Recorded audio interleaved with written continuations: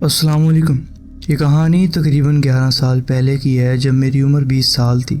मेरा एक दोस्त था जिसकी एक दोस्त थी और उसकी एक दोस्त। उन दोनों ने हमें अपने घर रात गुजारने की दावत दी। लगता था जैसे मेरा दोस्त मुझे अपनी गर्लफ्रेंड की दोस्त के साथ मिलवाना चाहता था। हम तीनों ने डिसाइड किया कि हम उस लड़की के घर जाएंगे जो मेरे दोस्त की गर्लफ्रेंड की दोस्त थी। रात को आराम से बैठना और फिल्म वगैरह देखेंगे। थोड़ी देर की अजीब सी मुलाकात के बाद हम रात गुजारने लगे। कुछ देर बाद मेरा दोस्त और उसकी गर्लफ्रेंड बाहर खाने पीने के लिए कुछ लेने चले गए। मैं और दूसरी लड़की घर पर बैठे फ़िल्म ही देख रहे थे। फिल्म के बीच में ही हमारी बात पैरानॉर्मल चीज़ों पर आ गई। हम हॉरर मूवी देख रहे थे। उसने मुझे पूछा कि क्या मैं भूतों पर यकीन करता हूँ, और उसने बताया भी कि हमारे घर में भूत हैं और चीज़ें अपनी जगह से हटकर इधर उधर हो जाती हैं। अजीब आवाज़ें आती हैं, ख़ासकर उसके बेडरूम के कोने से। मैं पैरानॉर्मल चीज़ों पर यकीन नहीं करता था और फिल्म देखने में ज़्यादा दिलचस्पी थी, इसलिए मैंने उसकी इस बात को ज़्यादा अहमियत नहीं दी। थोड़ी देर बाद मेरा दोस्त और उसकी गर्लफ्रेंड वापस आए और हम रात के तकरीबन 3 बजे सारे सो गए। उसका घर एक पुराना ब्रिटिश दौर का मकान था जो कि 2 हिस्सों में बांट दिया गया था, एक ऊपर और एक नीचे, अलग अलग किराएदारों के लिए। जब उसका दरवाज़ा खुलता था तो सीधा एक लंबी सी दहलीज होती थी जो सीधा किचन और बाथरूम की तरफ जाती थी। दहलीज के शुरू में दाएं हाथ पे पहला कमरा ड्राइंग रूम था। उसके आगे दाएं हाथ पर एक उसका अपना बेडरूम था। मैं ये लेआउट आपको इसलिए बता रहा हूँ कि आगे जो कुछ हुआ उसको समझने में आसानी हो आपको। मैं उस लड़की के कमरे में था जबकि मेरा दोस्त और उसकी गर्लफ्रेंड दूसरे कमरे में थी। रात को कुछ देर बाद उन दोनों की बातें और हंसना ज़्यादा हो गया, जिसकी वजह से हमें नींद नहीं आ रही थी। मैं उठकर कमरे से बाहर निकला, सीधा बाएं तरफ मुड़कर फ्रंट डोर और लिविंग रूम की तरफ चला गया। जब मैं अंदर गया तो मेरा दोस्त की गर्लफ्रेंड खड़ी थी और उसका चेहरा बिल्कुल पीला था, जैसे उसने भूत देख लिया हो। मैंने कहा, क्या कर रही हो यहाँ पर तुम? टाइम 3 बजे से ज़्यादा हो गया है, हम सो रहे हैं, आवाज़ कम रखो। उसने मेरी बात बीच में काट कर कहा कि घर में कोई है। मैं रुक गया और अपने दोस्त से कहा, अपनी गर्लफ्रेंड को बोलो मजाक बंद करे। मेरा दोस्त बोला, भाई सच बोल रही है, ज़रा हालवे में देखो। अब मैं थोड़ा क्यूरियस हो गया था। दरवाज़ा खोलकर मैं हालवे में आया। दाएं तरफ मुड़कर किचन और बाथरूम की तरफ देखा। वहाँ एक पूरी तरह की काली परछाई खड़ी हुई थी जो एक बड़े आदमी की शक्ल में थी। दोनों हाथ सीधे नीचे और सीधा हमारी तरफ देख रही थी वो। जैसे ही मैंने उसे देखा मैं बिल्कुल जम गया। मेरी सांस बॉडी जैसे टाइट सी हो गई, सांस रुक सी गई। दिमाग ने कहा कि शायद कोई चोर घुस आया है, लेकिन दिल जानता था कि ये इंसान नहीं था कोई। मैंने हिम्मत करके ज़ोर से चिल्लाया, यहाँ से निकल जाओ, लेकिन उसने एक इंच भी हरकत नहीं की। जब मैं उससे कुछ ही दूर था, वो बाथरूम के दरवाजे के पास खड़ा था और मुझे लग रहा था जैसे उसकी नज़र सीधा मेरी आंखों में घुस रही हो। मैं फ़ौरन पीछे लिविंग रूम में भागा, अपने दोस्त और उसकी गर्लफ्रेंड को सब कुछ बताया कि उस घर की लड़की ने पहले ही कहा था कि मेरे यहाँ मकान में भूत रहते हैं। फिर मैंने कहा कि इसको इग्नोर करो और सो जाओ।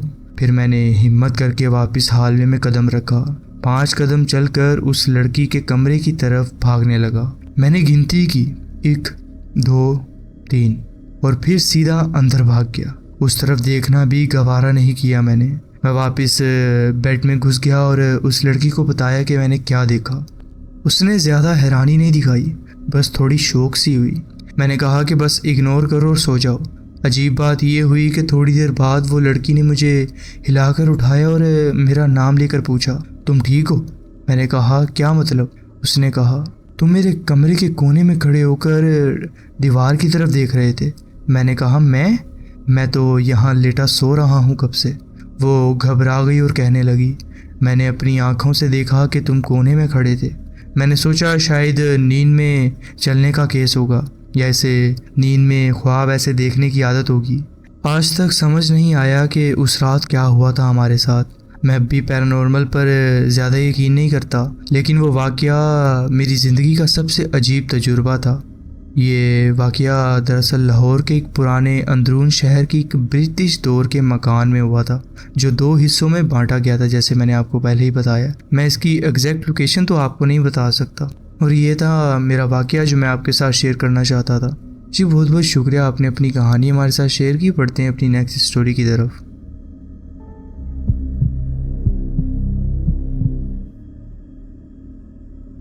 अस्सलाम वालेकुम। मैं मुसलमान हूँ और मेरी दीन की रोशनी में मैं जिन्नात के वजूद पर यकीन रखता हूँ। शायद आपने उनके बारे में सुना होगा। ये मखलूक आग से पैदा की गई है। ये वही चीज़ें हैं जिन्हें दूसरी कौमों में भूत या शैतान कहा जाता है, लेकिन हमारे जिन उनसे ज़रा मुख्तलिफ होते हैं। कुछ अच्छे होते हैं लेकिन कुछ बुरे हैं। ये हमारी सोच और देखने की ताकत से परे एक और दुनिया में रहते हैं। अक्सर वो हमें नज़र नहीं आते, लेकिन कभी कभी वो इस दुनिया में भी ज़ाहिर हो जाते हैं, किसी जानवर, इंसान या किसी भी शक्ल में जो वो चाहें। बुरे जिन डर और गजालत से ग़िज़ा लेते हैं, इसलिए वो उन जगहों पर खींचे चले आते हैं जहाँ मनफी ताकत होती है। वो लोगों या जानवरों के साथ चिपक भी जाते हैं। जब वो इस दुनिया में ज़ाहिर होते हैं तो हर दफ़ा मुकम्मल तौर पर नहीं हो पाते। जब भी कोई जिन किसी दूसरी शक्ल में आता है तो कुछ ना कुछ अजीब होता है। शायद कोई पाँव उल्टा होता है या हाथ में एक ज़्यादा उंगली होती है। मैंने कभी नहीं सोचा था कि मैं ख़ुद कभी ऐसा कुछ महसूस करूँगा, मगर फिर वो रात आई और वो सिर्फ गलत नहीं थी, वो गैर फितरती थी। ये लाहौर के एक पुराने इलाके इचरा की बात है। रात का वक्त था, हर दिन की तरह। मैं अपने कमरे में बिस्तर पर लेटा हुआ था, मोबाइल स्क्रॉल कर रहा था, नींद आने का इंतज़ार करते हुए। मेरा कमरा तीसरी मंजिल पर है मकान की, और सामने छोटा सा आंगन है। रात खामोश थी। मैं कुछ ख़ास सोच नहीं रहा था, सिर्फ सोने की कोशिश कर रहा था। फिर अचानक मुझे बिल्ली की चीख सुनाई दी। पहले तो मुझे लगा कि ये तो आम सी बात है, गली की बिल्लियाँ आपस में लड़ती हैं या किसी जंगली हालात में होती हैं, लेकिन ये आवाज़ अलग थी। वो चीख रात की खामोशी में डर डाल रही थी।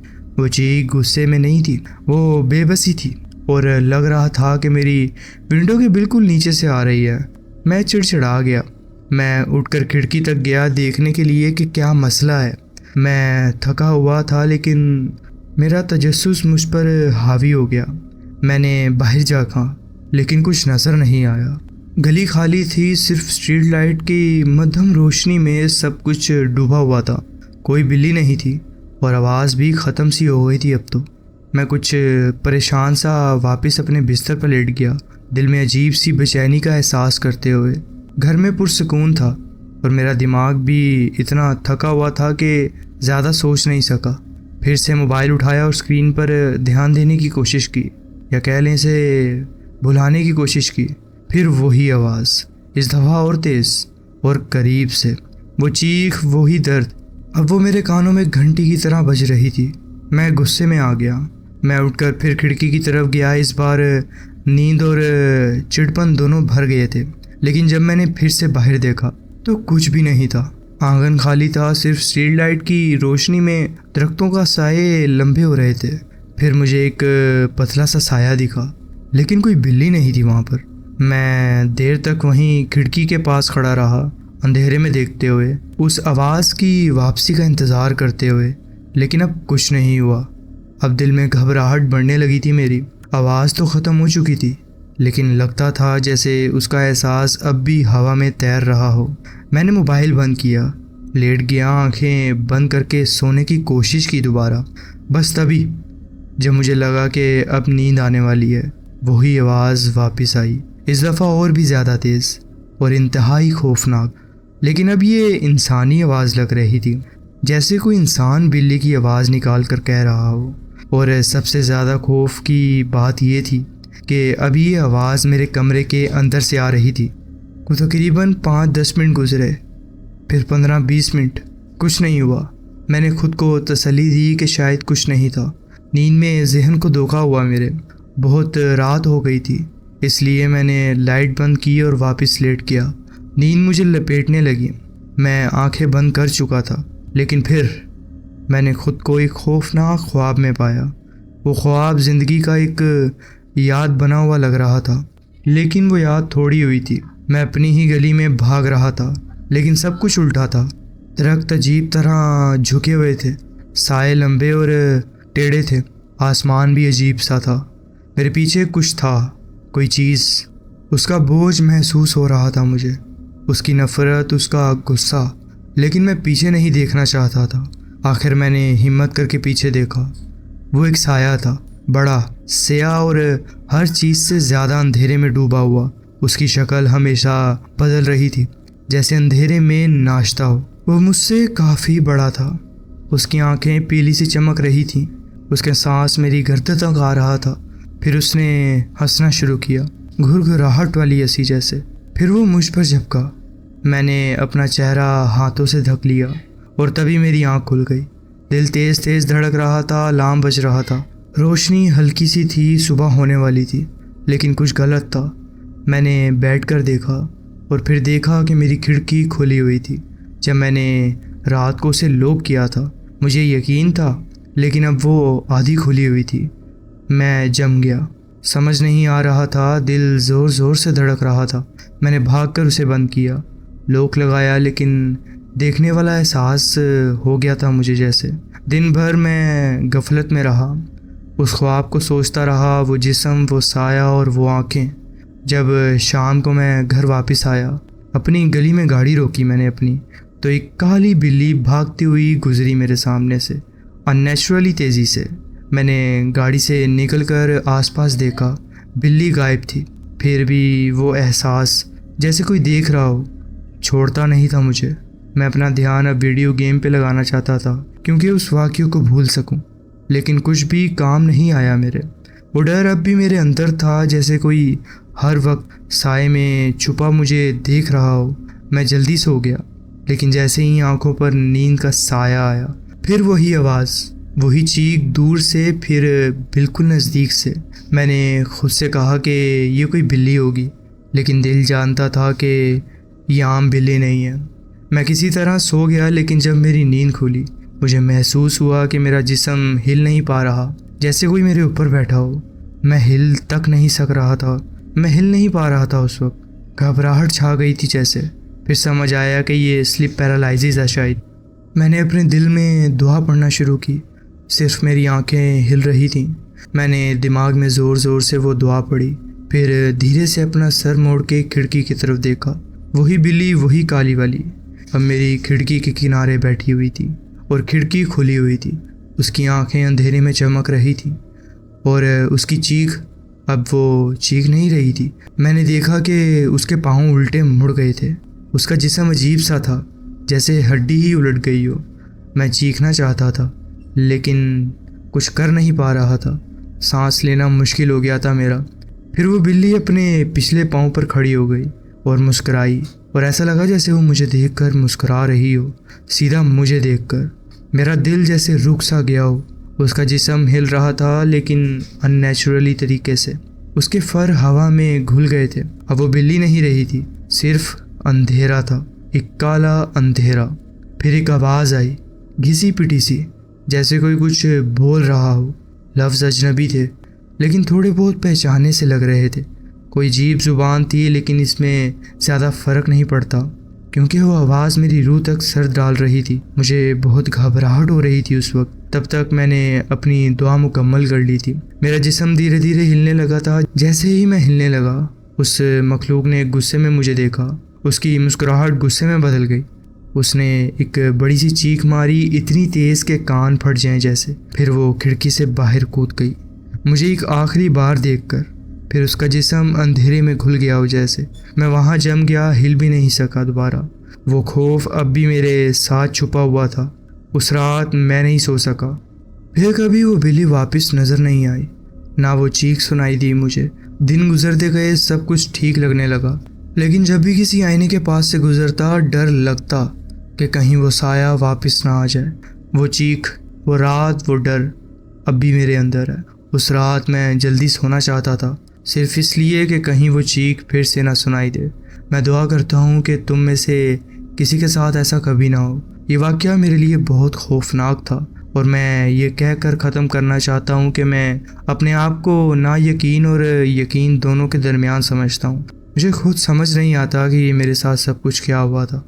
ये था मेरा वाक़या जो मैं आपके साथ शेयर करना चाहता था। जी बहुत बहुत शुक्रिया, आपने अपनी कहानी हमारे साथ शेयर की। बढ़ते हैं अपनी नेक्स्ट स्टोरी की तरफ।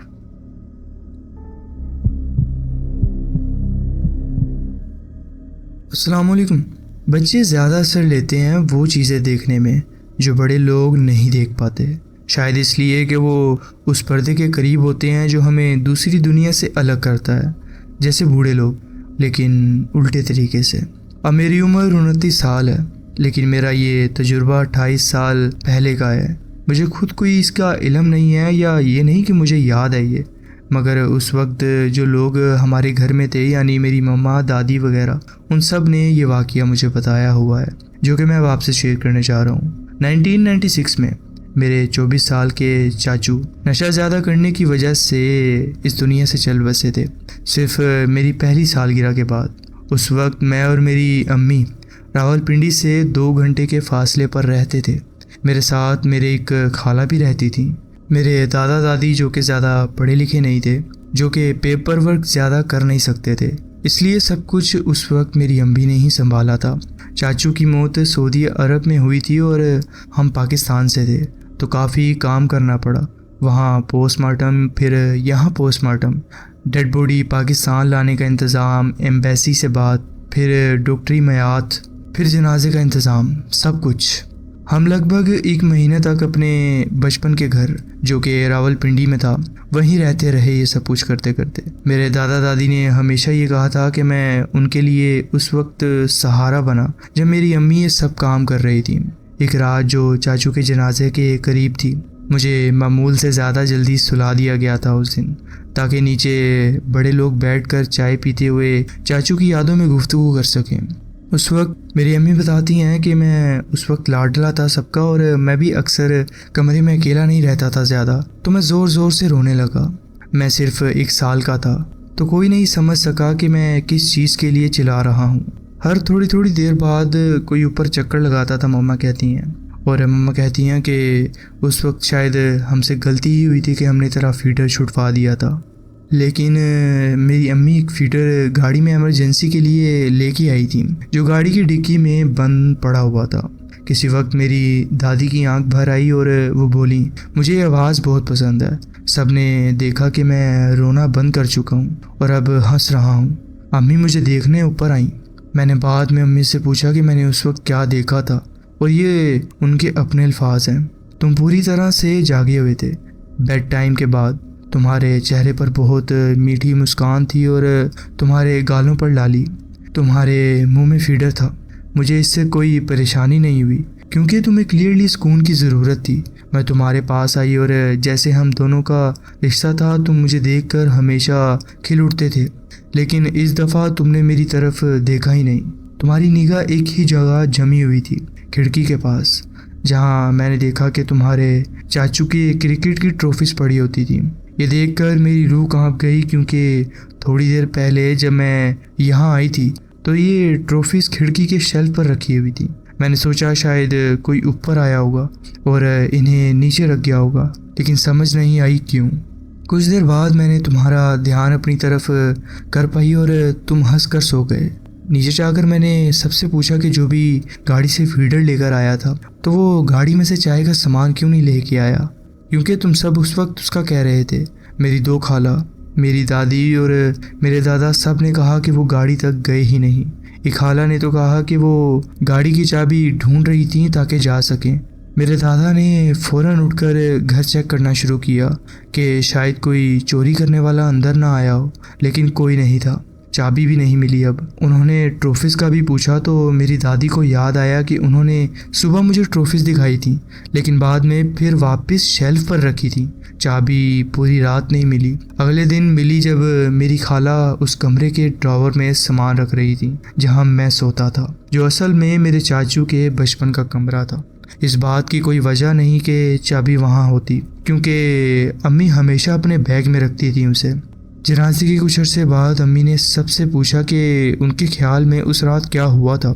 मेरी दादी, जो मेरी दादी जो इस बात को सच साबित करना चाहती थी बोली, शायद जो कि मेरे चाचू हैं, उन्होंने तुम्हारा रोना सुना, तुम्हें चुप करवाया, फीडर दिया और तुम्हें वो ट्रॉफीज भी दिखाई, लेकिन शायद शेल्फ पर रखना भूल गए। अम्मी जो कि तुम्हारी जब कमरे में गई होंगी तो वो जब भी खिड़की के पास ही खड़े होंगे जब तुम उधर देख रहे थे।